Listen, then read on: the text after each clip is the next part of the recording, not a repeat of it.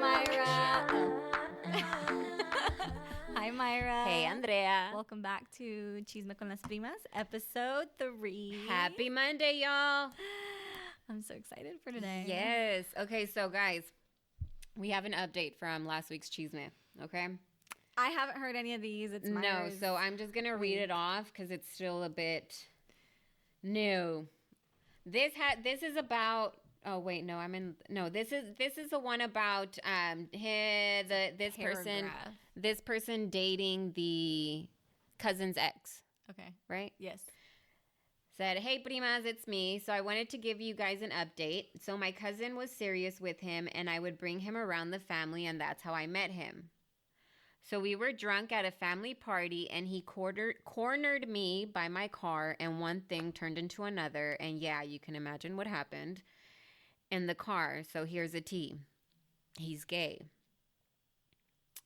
I am an open gay man," coming from the writer. "He had not came out until that happened. My mom doesn't want me to stop seeing him because she says I forced him to come out and now I have to be there for him. I don't want to be with him because I feel like he's just with me because he came out, but I know I am not his type. My cousin won't talk to me because I went about it the wrong way. I fucked up and need to apologize to her and her family. But my mom has too much pride and won't let me." Shut up. Right? So it's a dude writing it. Yes. I was over here like, girl. Yes. So wrong. Oh my, I don't even know where to start with that.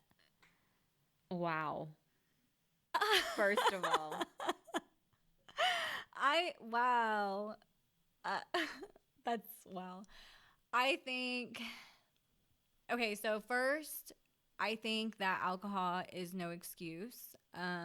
What you did was wrong.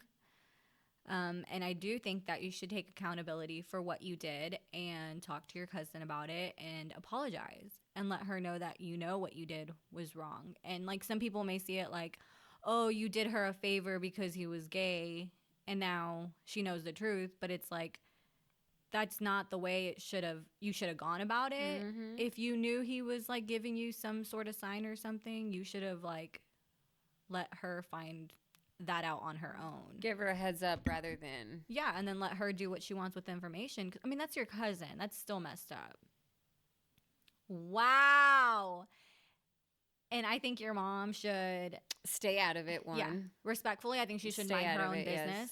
Yes. Because it's your relationship at the end of the day. And if you don't want anything serious with him... Let him go. Yes. You got to do what's going to make you happy at the end of the day. I am just so shocked. Like, I'm still trying to process everything you said. I think it'll get worse if he continues. Yeah.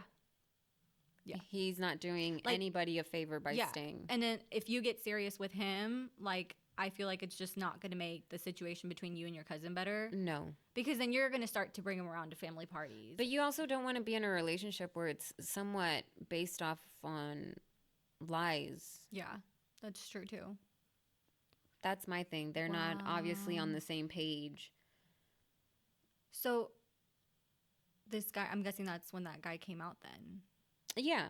And the mom can't say that you forced him. No. To come That's out. What I'm saying. He needs to set boundaries between him and his mom in that aspect. For sure. Because it's his life. His mom lived her life. You know, advice, great. Parents give, are required to give good advice, but then it's up to us to decide what we want to do. And sticking around, I don't think, is the correct thing to do. Wow.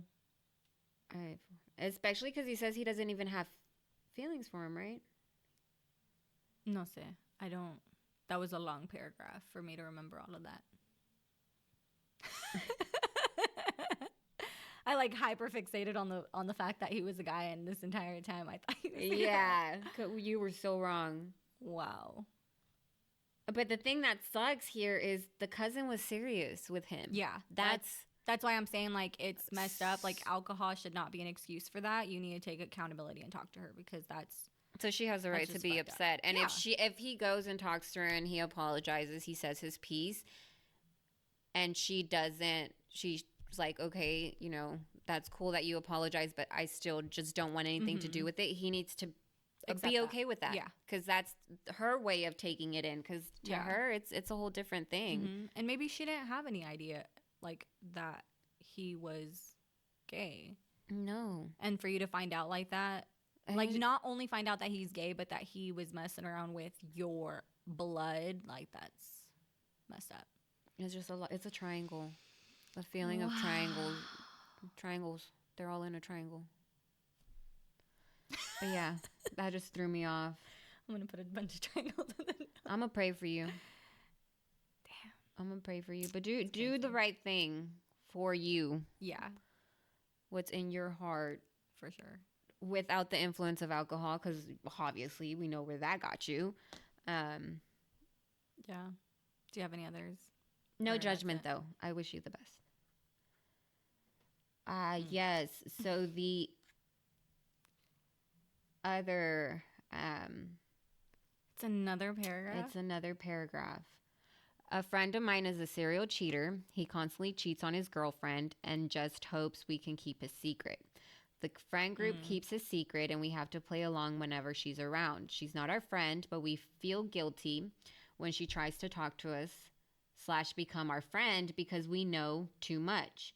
We have tried to get him to leave her, but he's so used to having her around that he doesn't want to get rid of her. He's our friend, but he's the worst. He's done some real fucked up shit. For example, he's house sat her parents' home and has cheated on his girlfriend in her parents' bed. That not even the worst thing he's done. He tells us everything whenever he drinks, and we have even tried to trick him into spilling the beans to his girlfriend, but he won't. To make matters worse, they're having a baby and she still doesn't know. We have only told him we don't respect her as his girlfriend because he obviously doesn't do why oh, okay, I get it. If he obviously doesn't, why should we? We told him the only way we can be friends with her is if he sits her down and tells her absolutely everything. We know he isn't. It's a weird place to be in because he's my friend and she's not. So our friend group just keeps our lips shut and hope that it works out. It's just a toxic ass environment to bring a baby in. Wow. Y'all came through this week. Now these are the survey questions that we put on SurveyMonkey. We have absolutely no clue. They're 100% Yes. anonymous. We can't see who they're from. They ask for no information when you do go and submit your information. And we do these once a week, guys. So keep an eye out for that on our Instagram. That's crazy. Yeah. But I am a huge believer in show me who your friends are and I'll tell you who you are. I think your friends reflect a lot about who you are, and you're still keeping him around. Like, yes. I would say you need to cut him off. And I think that's the only way he's going to learn, because how do you have respect? Like, I could not be friends with someone like that, because how do you have respect for someone who's doing that to somebody else, who has no respect for themselves, no respect for their significant other, and now the mother of their child? Like, that's fucked up. I think that one of the things that kind of rubbed me the wrong way was when this person put, we don't respect her as his girlfriend because he obviously doesn't, so why should we? I mean, I guess it gets tricky right here, because people get like, if you know somebody's cheating, should you tell the other person? And I'm like, no. I just think you should stay out of other people's business. From what I got from that is, if that guy's disrespecting the girl nonstop, his girlfriend, I don't think that should be acceptable for us as that person's friends to do the same thing and disrespect her. Yeah. I mean, but like, obviously disrespect she her doesn't. how? Like, are they just like not? Are they being like messed up to her? Like, not even saying hi, not even acknowledging that she's there, or is it kind of like, I'm gonna be disrespectful in the way that I'm not gonna tell you, that he's cheating on you? Like, I think that has a huge thing too. I don't know. It's not their friend. I think they should stay out of it by not telling her. I mean, she has to know. Do your parents not have cameras? Everybody has cameras nowadays. Some people don't know, though. Some people just don't know. You really think so? Yes, some people really just don't. He's a serial cheater, and you really don't think that she knows? No, maybe not. And then it's even worse whenever a baby is brought into the mix, because then the emotions and the whole image of, you want your family together, you want your kid to grow up with both parents. So it's just, that can blind you. You don't see the red flags there at all. Or some people just choose to ignore them because they just want that happily ever after. Yeah, like they just yeah, want that's that what I'm end picture. saying. But I think as friends, y'all need to cut him off. I agree, especially if they've talked to him and they've told him, and if they don't agree with it, why are they still around? Yeah, like why are you still friends with him? Like it doesn't matter if you've been friends for like ever or they're related somehow or whatever. Like no, how are you still friends with him? And I think the only way he's gonna grow up and maybe learn is if you cut him off and he's like, oh crap, there's like serious consequences for me acting this way. Or you do have that one friend who you talk to them over and over and they keep making the wrong choices, wrong decisions. So then you slowly distance yourself and you keep them at a distance and you're setting boundaries. You don't have to be all buddy with them, but set boundaries with that. I feel that 1,000%. 1,000%. Like if you got to distance yourself from those people. That's horrible. Like when I see a group of guy friends and like they're all cheaters, like I would never date anybody inside that friend group because I know that even if they say they're loyal, they're a fucking cheater too. Your friends say a lot about you. If you're hanging out with a bunch of bums, you're most likely a bum. I mean, if these people are adults too, that's just sad. It'd be different if it was cut them off. Teenagers. Cut him off. Let him having fun, but no, there's also a baby involved. Sheesh. Oh no. But yeah, that was a tea. But somebody did actually ask us for some advice. Okay, shoot. Should I feel bad that I'm being strict about children at my wedding? I wouldn't want to offend anyone, but I need them to be considerate about this special day. I don't think you should feel bad. So like before, I used to be like, I didn't really think about it. Like, no, because it was a given. Your kids go. Yeah, I thought like a no kids wedding was like a white thing, like a white people thing, a white wedding thing because Hispanics, everybody has kids. You take all your kids. I feel like watch your kids. Yeah, I feel like now that I'm like grown up, I feel like weddings are for adults. And if you don't want kids at your wedding to ruin it, I don't think you should feel bad. I think you should do whatever's going to make you happy because at the end of the day, you're paying for this wedding. It's your day, how you want to remember it, and nobody should feel booty hurt. Like, no. You're sending out a save the date. That gives them a heads up. You're giving them enough notice. Yes. Now, if they cannot find a babysitter at all, she has to also be okay with that. Mm-hmm. That person has to be okay with them not being able to come. Yeah, because some people aren't able to find babysitters. Or maybe like half the family, like our cousin that had, the no kids wedding. My mom couldn't go because she was watching my baby, so I could go.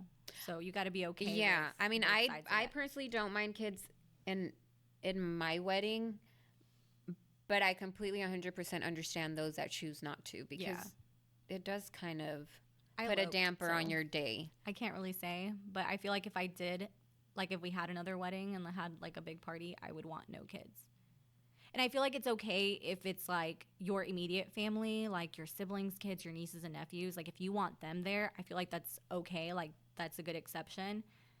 But other people have to be fine with that too. Like don't. Oh, yeah. I mean, at the end of the day, it doesn't matter. No, it's your wedding. You're throwing it. You're paying for it. You're doing everything.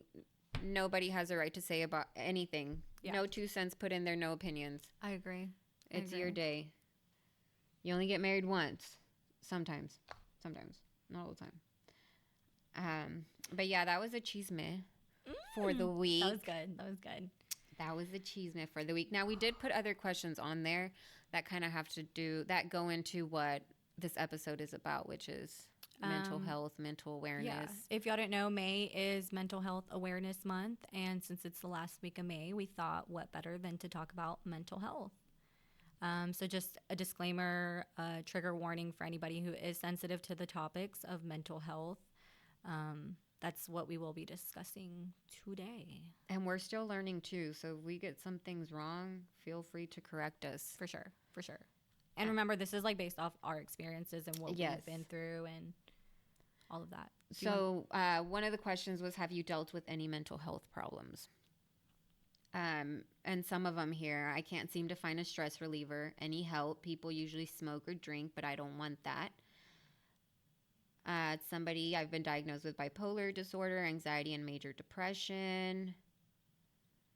I mean, I feel like it's everywhere. It's just not talked about, especially in the Mexican culture. I feel like mental health doesn't, like, it's not a thing. It just doesn't exist to the older generations. And it's like, Well, not even the Mexican culture, the Hispanic culture in general. well, I can't talk about, like, I'm pretty sure all of Hispanics. Or at least the friends that I have Mexican, that so- are from other Them too. countries, they kind of have the similarities that we have of where we couldn't talk about it. Yeah. We couldn't go to our parents. Yeah. Have you dealt with any mental health problems? Growing up, I don't think I did. I really don't think I did. I was trying to think about it. I was like, I don't think I had anything until my anxiety. Like, I mean, anxiety, people get really mad when people say they have anxiety because they think they like underplay it.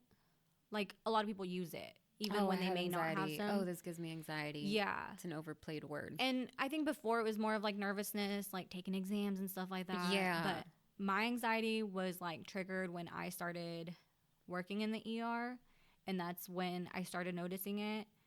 But that's about it. I mean, I had like the blues a little bit postpartum, but I don't think I've had like depression or anything like that.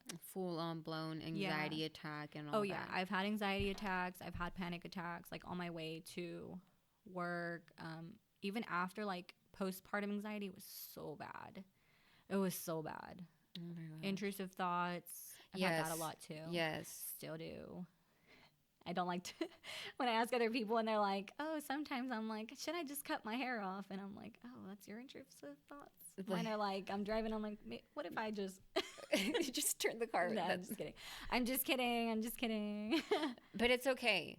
Yeah. It's okay. You're not crazy. What about you? Have you had? Oh, plenty. I probably had really bad anxiety in high school, but I was too caught up in everything else that I kind of pushed it to the side. That's what I was wondering too. Like, it's more as an adult is when it started to show up, and it's like, okay, what's going on? This isn't right. Yeah. Why am I feeling like this? Like, okay. Kind of felt, it freaks you out a bit because it feels like you're having, well, to me at least, when I started having my anxiety attacks, it felt like I was having like a heart attack. Yeah. Yeah. And my heart would race, and I just get so lightheaded, and I was just like out of body experience, if that makes sense. I was here physically, but mentally my body and myself were out. Like I was looking at myself from across the room, if that makes sense. That's what it felt like. That out of body experience. Yes, that was my anxiety, and it was horrible. And I guess I diagnosed myself with PTSD.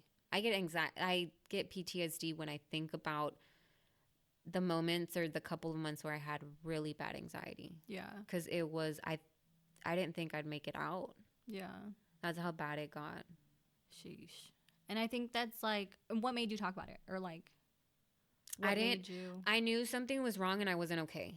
Yeah. And I was scared. I guess what scared me is I didn't know if I could be 100% the mom that I needed to be for my kids. So I needed the help. And that's when I realized something's not right. And I didn't seek professional help right away. Mainly it was just, listening to podcasts, listening to people. Our cousin Bianca, who's amazing. I reached out to her during COVID. And she helped me out a lot through all of that. And then I like to call them little angels that God sent to me. That just random. I don't know why. This girl that I have on Facebook, I went to school with her.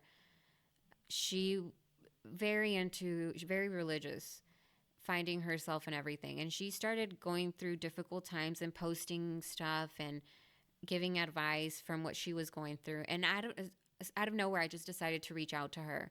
And she recommended a book for me. And when was it, a year and a half ago, when I had my horrible anxiety attacks, panic attacks, I thought I was losing my shit, I would do that book every night. Every night I would read it and I would journal on it, and then I would pray because I was losing my shit. And I would cry with some of it, and I would carry that book around everywhere. with me every day, like no lie, no joke. I would carry it around everywhere, and that's one of the things that really, really helped me. Yeah. So I guess that helps out with that question of what to do if you have anxiety. Right? Did they say anxiety? Yeah, what to do? Yeah, And how to cope with it in ways that are not substance abuse. I think you have to really find what works for you. yeah. Because when I was younger, I used to drink a lot, among other things, and I don't know if it was necessarily like to not focus on my anxiety, because I don't think I had anxiety then. I really don't. No, More of because I don't think I really like thought things through. It was kind of like just live in the moment, have fun, party. But then now that I'm like more self-aware, like I actually know that I have anxiety, even though I haven't been professionally diagnosed. Yeah. And I don't want to be, because I don't want to be on medications. I already know what anxiety is. I know it's what I have. But you have to find what works for you. Can you work out? Like, working out has helped me so much. Working so out, much. breathing. Yes. A little bit of every. The whole point is giving it a try. Yeah. But like, I go work out with my best friend, and we're both new moms. Well, she's not a new mom, but she just had a baby too. So it's like we get to vent about motherhood to each other and about everything going on in our life while working out. And it's helped me so much. I'm like, less stress, less anxiety. Like, I can breathe. But it's not always gonna, like you said, it doesn't always work with everybody, for everybody. So it's always being consistent and giving it a try. Don't give up on the first, second time you tried it and be like, oh no, this isn't for me. You have to show up and be consistent with wanting to help yourself. And if you can't find something that works for you right away, try therapy. I don't think there's anything wrong with therapy. I think everybody should go through therapy and try different therapists. Like, don't just stick to one. Like, oh, I tried it, I didn't like them, I'm not doing it again. Try different ones. Find one that will help you find what triggers you. And being put on medication may not be your thing, but it may be other people's things. And it may be what you need. Yes. And that's okay. Yes. I'm on medication for my anxiety, the lowest dose. And even then, I still didn't feel comfortable. But I made it clear to my therapist what was my goal. My end goal is to eventually find other ways to help me cope with my anxiety to where I don't need the medication. Yeah. So she understood that, and she understood, because you get therapy, psychiatrists, you get that stance that they just want to throw medicine at you. Here, take this, take that. And that's one thing that I was clear about with the therapist. And I think she was like the third one I met was, I do not want to be on medication to where I like have to rely on it. Yes. Or I have no sense of emotion whatsoever. Yeah. So, I mean, it's finding what works for you. Don't go based off of what we tell you, but try it out. Try different things. For sure. And I think talking also helps a lot. Oh, yes. Like, I feel like when I first started working in the ER, I just kept seeing like death after death after death. But you don't talk about it. No. Like, you don't talk about it in the ER. You don't discuss it with anybody. Like, you just, your patient died. Sorry, here's the next one. Like, move on. And it really was fucking me up. And I didn't know until I started getting panic attacks. And like, I'm like, what's going on? And then when I transferred hospitals and I started with this, one of my really good friends now, like, we started like venting to each other, like, holy shit. Like, come take a breather with me. Like, what just happened? Like, that was a shit shift.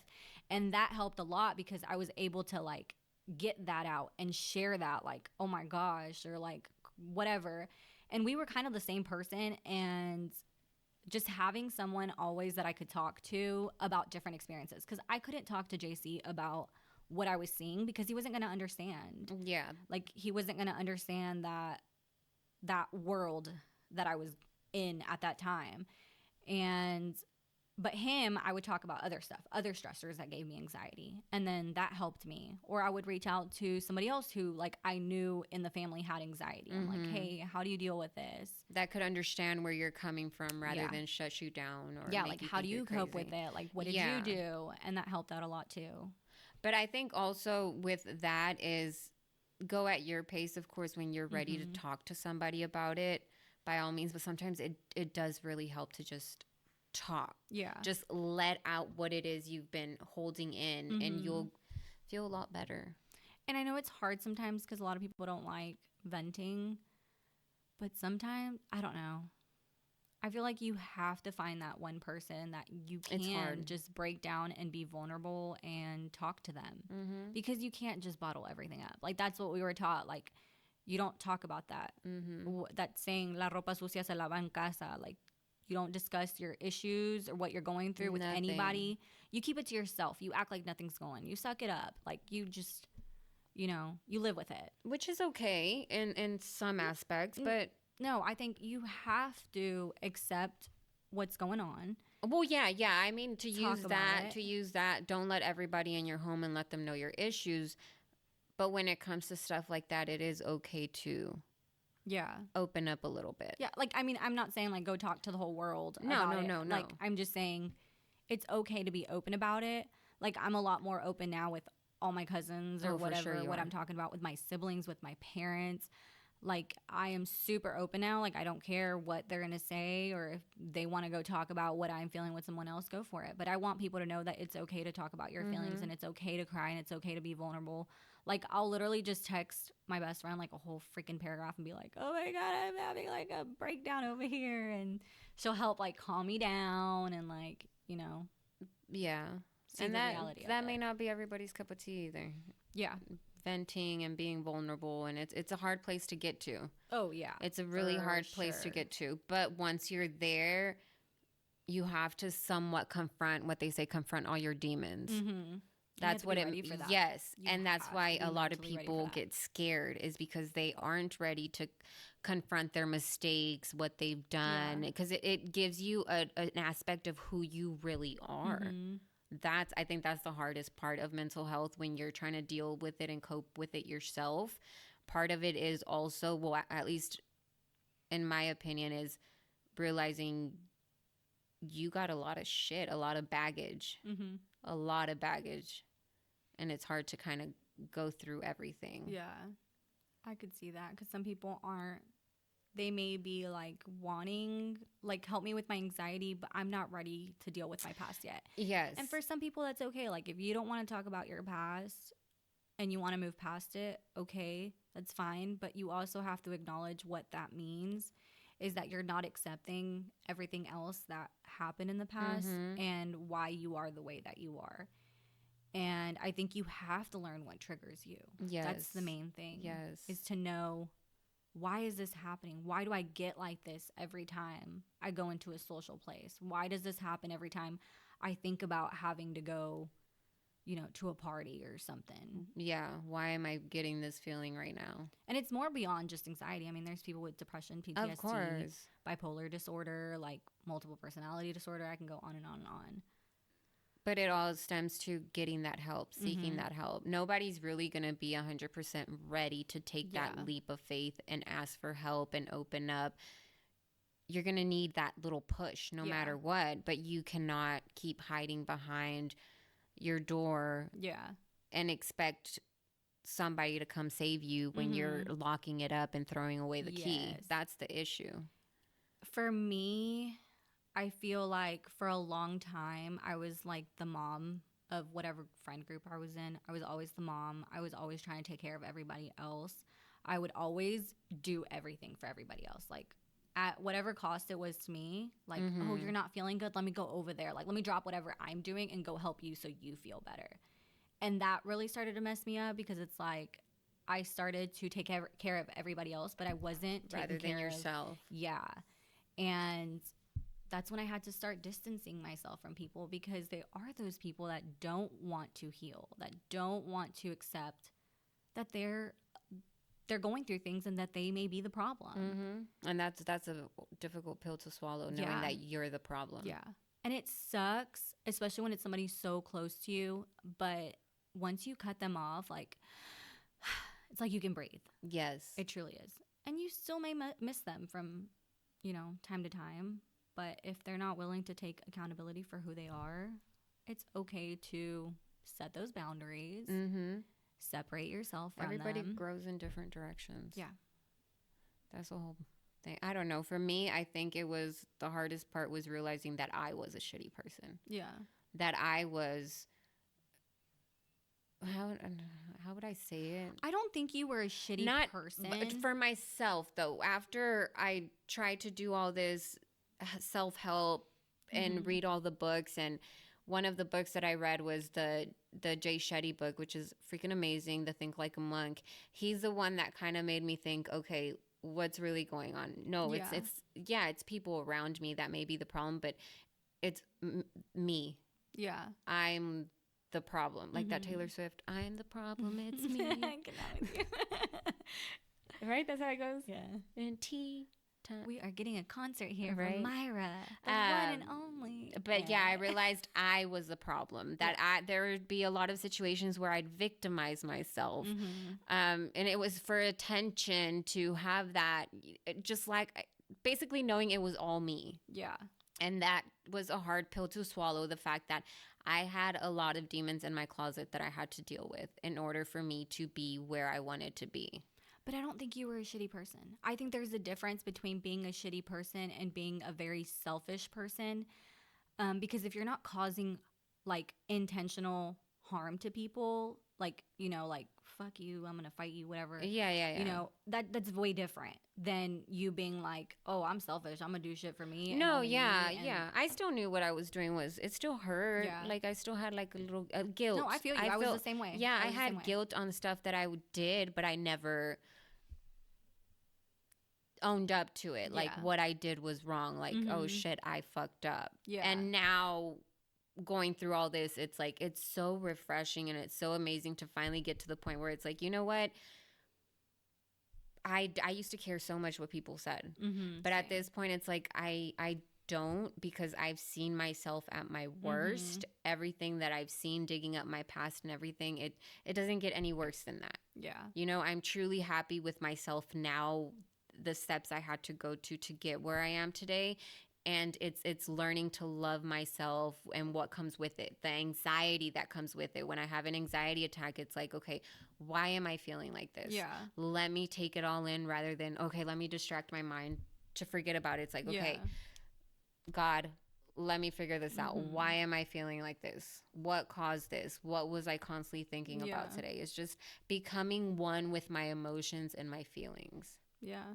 Self-awareness. Yes. It's an amazing thing. It truly is, but it takes so much to get there. It really does. I just got there, like, not that long ago. And you work on it every Yes, day. Every day you have to remind day. yourself. And you have to want it. Yes. You have to want to be a better person for yourself, for your family, for you to go through with it. Yes. And give yourself grace, because there will be days where you're just like, fuck, I messed up. Like, wow, that was really shitty of me. Yeah.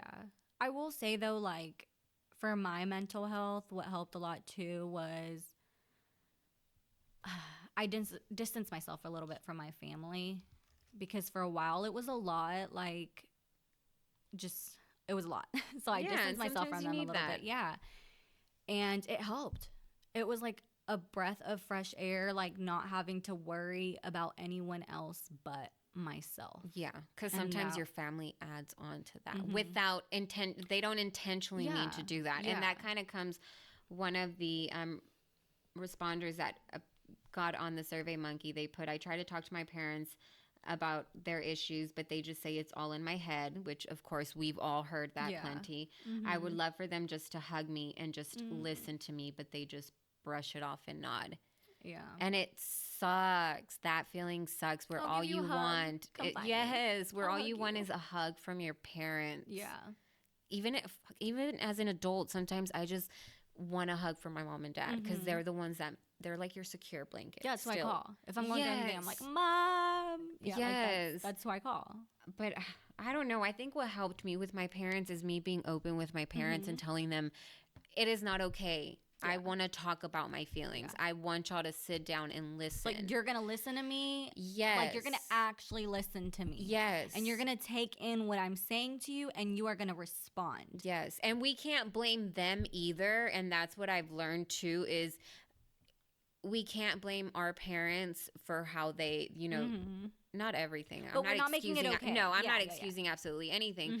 But it's also, you have to look at how they grew up. Yeah. How their parents raised them. You know, were they also told, don't talk about your feelings? Because the majority of our parents, they were put to work at a young age. They didn't finish school.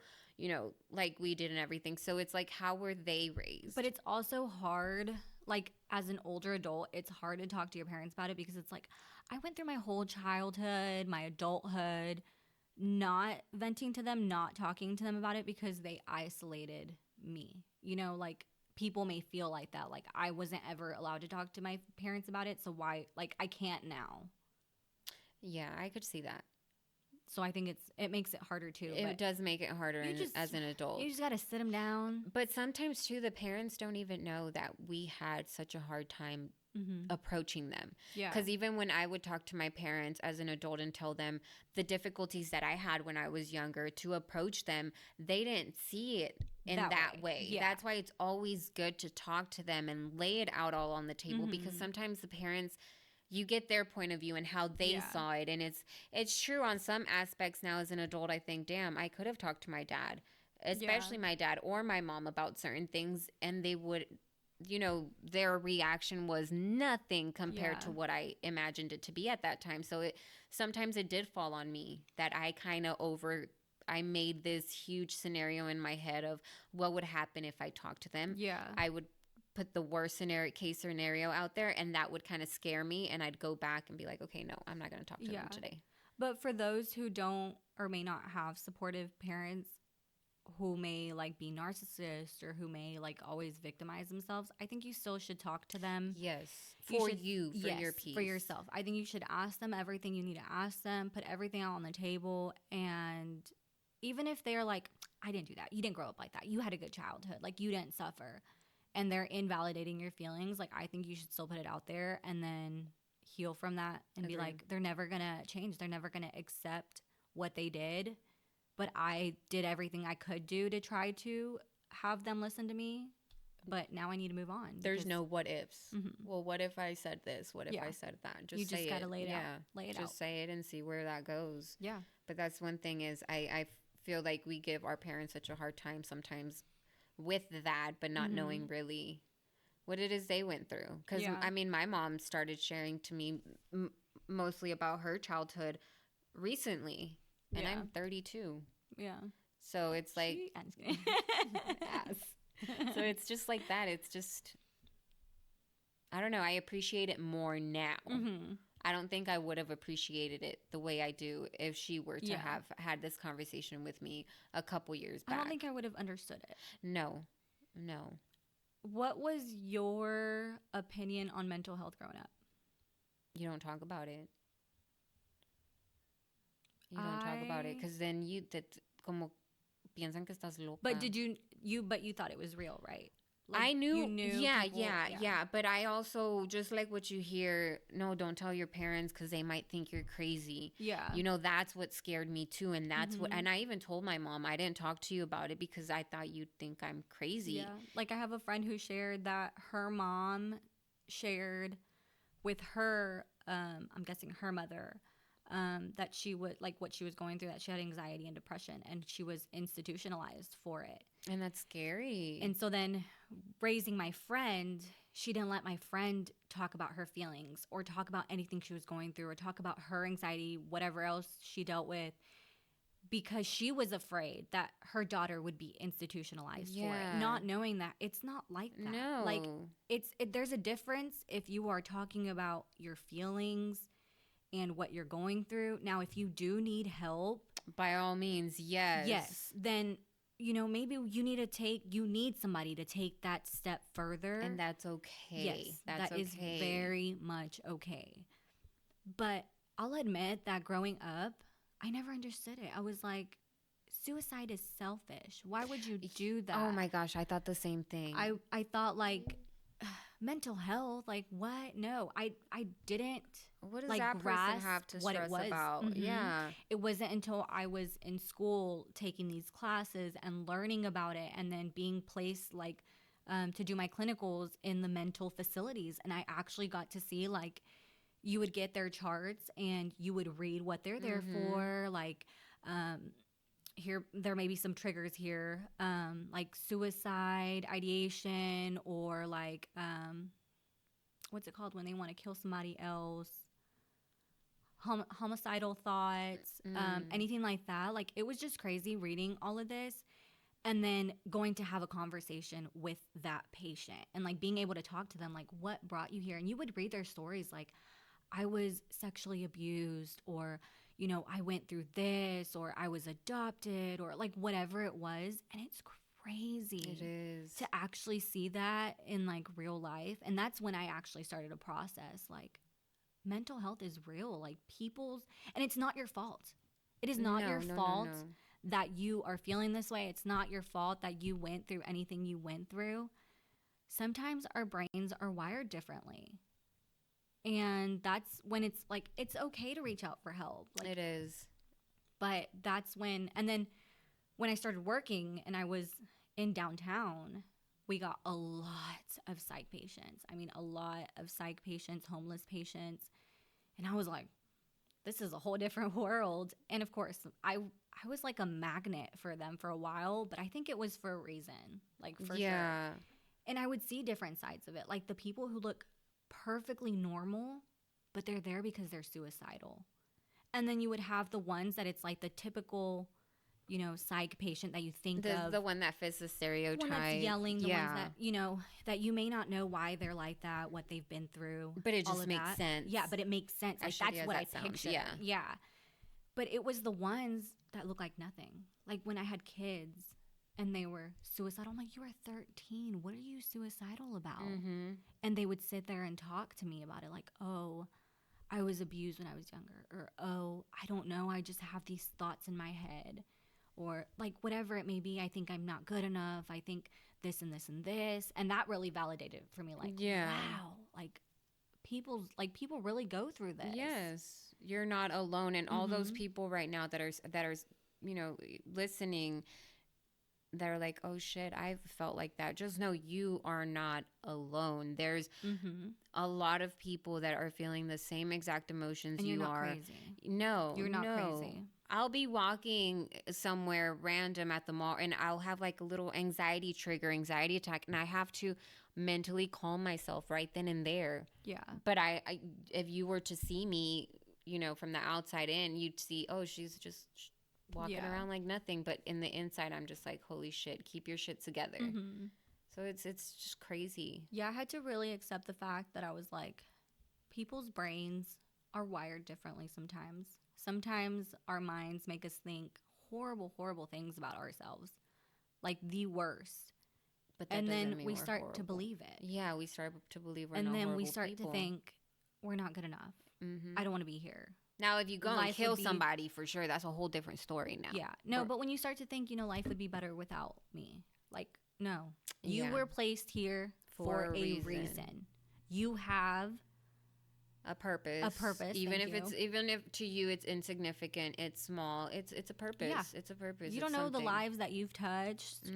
Like, you could smile to a random stranger and you could have saved them that day, and you don't know that. Like, everybody has a purpose on this earth. Cliche as that sounds, it is 100% true. 100%. And don't compare yourself to everybody else, because that's when it gets hard, when you're like, fuck, I'm about to be 30 and I haven't done this and this and this, while everybody else my age is getting married, having kids, getting a house, and doing this and that. That's okay.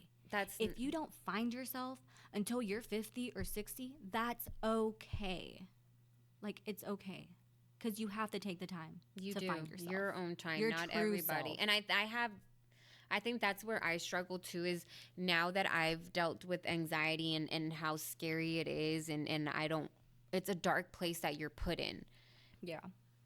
Or at least for me it was. I don't like now experiencing all of that. I want to help everybody that says, you know, I'm going through this, I'm going through that. I want to help them, because I was scared. I couldn't sleep. I'd wake up in the middle of the night. Jose, my husband, would be there throughout the whole entire process, and thankfully he was a saint throughout the whole thing.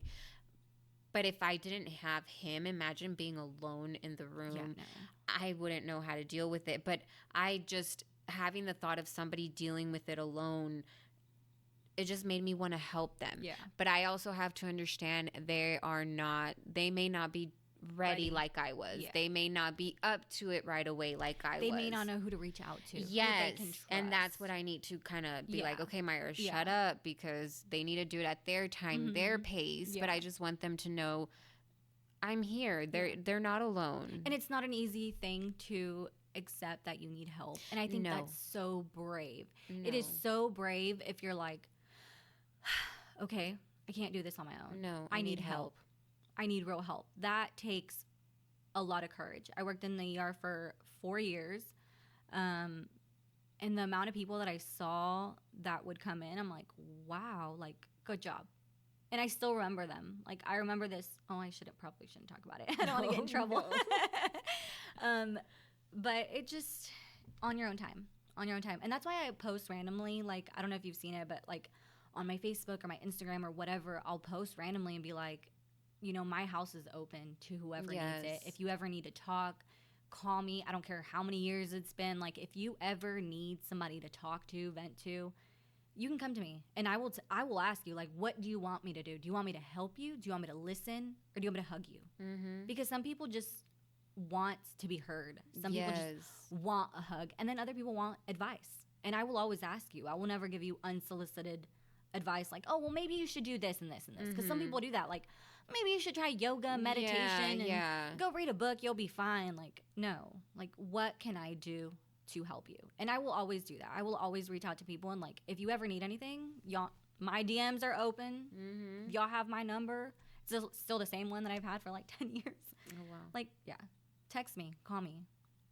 That's what they need. Yeah. That's what people need to hear. But it goes back to being vulnerable. Yeah. It's hard. Yeah. It's hard for somebody to even if you just want to cry, there. I will be right there. I will hold your hand. Oh my gosh, and a good cry is always needed. Oh yeah, I will sometimes turn on a movie and just cry. Yes, a good like, cry. I don't know. And then you feel like this weight has just been lifted. You don't know why you were crying, but it just felt freaking amazing to cry. Mm-hmm. Oh, I'm such a crybaby now. Oh, I am too. Huge crybaby. I am too. I'm surprised I'm not crying right now talking about this. I think it's because we cried it all out during our Snap videos. Oh, probably. Yeah. We cried. No, but really, for anybody listening to this, y'all are amazing. You're loved. You're special. You have a purpose. Yes.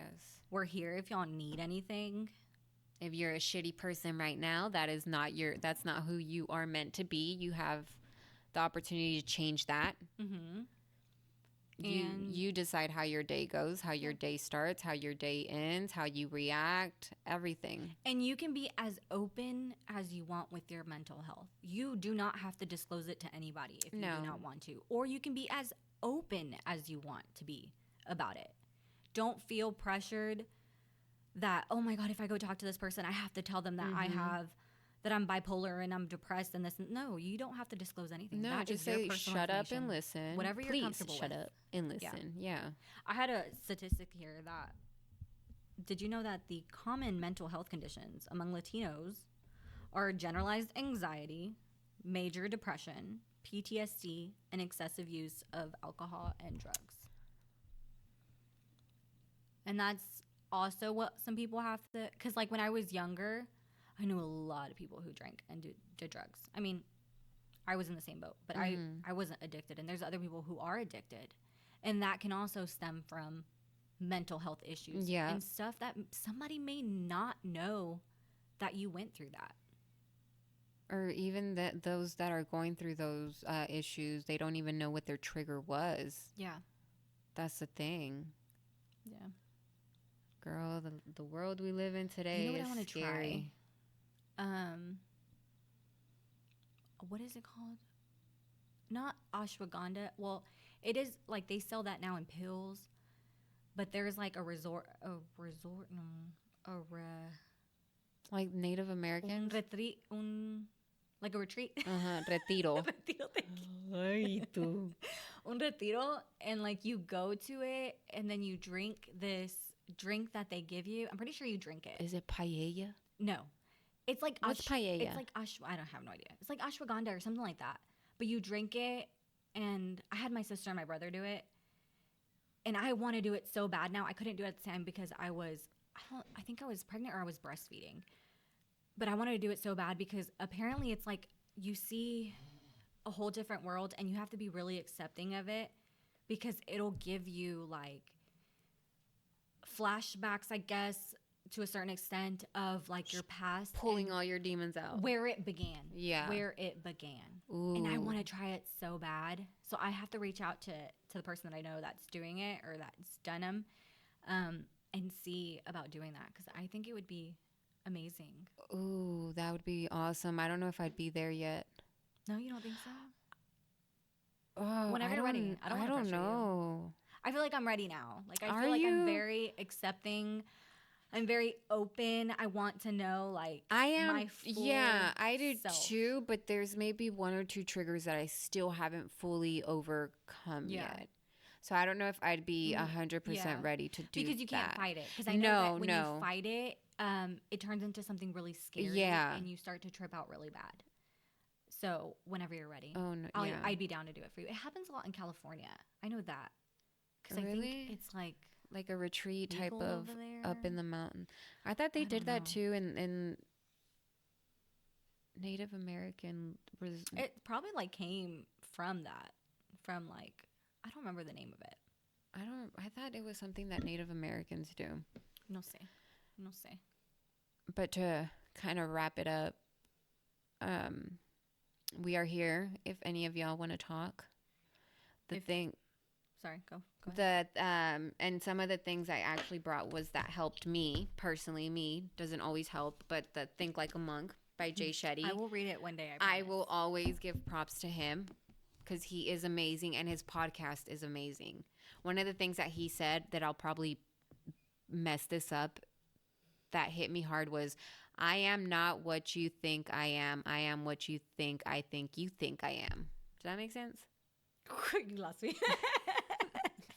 I am not what you think I am. I am what you think I think you think I am. No, still don't get it? I'm sorry. I'm not there yet. You're not there yet, but that's a good one. And then the other one is the Una Vida Mejor. It's in Spanish. They don't have an English version for it whatsoever. But this is more religious wise. It doesn't throw the religion down your throat at all. It just makes you look more into your childhood and everything, experiences and whatnot. I want to ask you questions. Yeah, and it tells you to write down at that time what you felt. But it's really good. It kind of takes out the little demons inside of you, but to a PG version rather than like a rated R. Oh shit, I'm not ready for that. Yeah, like what you were saying. Yeah, it's more of a like keep it PG. It's like the stepping. To accepting. So if you guys want to know more, let me know. Yeah. Anything else? I think we're good. If you or someone you know is currently experiencing thoughts of suicide or mental health substance use crisis, please call 988 to reach Suicide and Crisis Lifeline and speak with a trained crisis specialist 24/7. Yes. And thank you guys once again to those that every week give us feedback, constructive criticism, positive feedback. We greatly appreciate y'all. We love you. Yes. We're here for you. Don't forget to subscribe, like, comment. Hey, what if I was going to say real quick before we close it out? I was going to say, what if we did a giveaway? Ooh, of what? Once, like, we get to, like, let's say 100 followers on Instagram. Oh, I have some couches to give away upstairs. This girl. No, I was thinking, like, I could make some shirts or something cool, you know? Oh, yeah. I mean, that's a lot better than my couches upstairs. Let us know what y'all think. Let us know in the comments what y'all would like us to do. Or if y'all know anybody looking for a set of couches, brown leather, let me know. No, they're going to be like, hey, Myra, I heard. Right? I'm trying to get rid of That's couches. That's going to be the giveaway. I'm just kidding. But remember, we're on Apple Podcasts, Spotify and YouTube. Like, rate, subscribe. Bye, guys. Bye. See you next time.